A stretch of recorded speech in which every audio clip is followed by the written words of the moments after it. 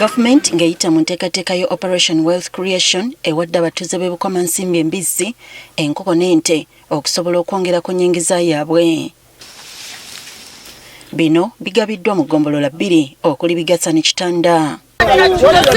Kyokka babaluseewo enkaayana ng'abamu abaakedde okulinda embizzi zino ate babagamba nti baakuzifunira ku byalo byabwe.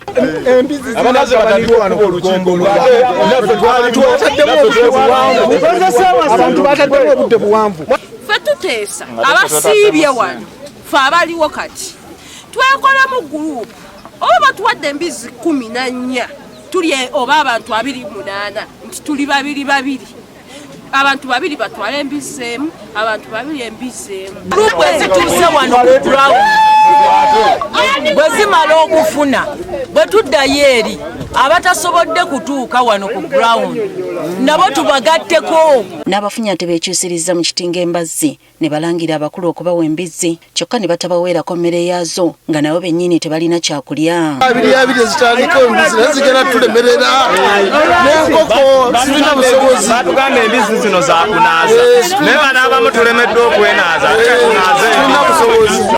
Kino kitabudde omwami wa Ssaabasajja Christopher Ntambazi n'ategeeza nti bano boogeza bunafu. Ate bajjewo nnyo obunafu obuyitiridde kubanga omuntu bw'aba akutte ekintu ng'ekyo n'akikuwa naawe ng'omuntu kati mu maka tabalina baana bye baliisa ate bennyini bano bennyini ffe kennyini abafunye ebintu tulina enkoko zituba tulunda tulina embizzi tuba tulunda naye bwe bakwongerako tekiba kibi. Omubaka wa Bukomansimbi North n'abakulembeze abalala basabye abantu bano okulabirira obulungi ebisolo ebibaweereddwa basobole okwekulaakulanya. Ebintu bino ababitutte mubitulabirire bulungi kubanga naffe biba byaffe.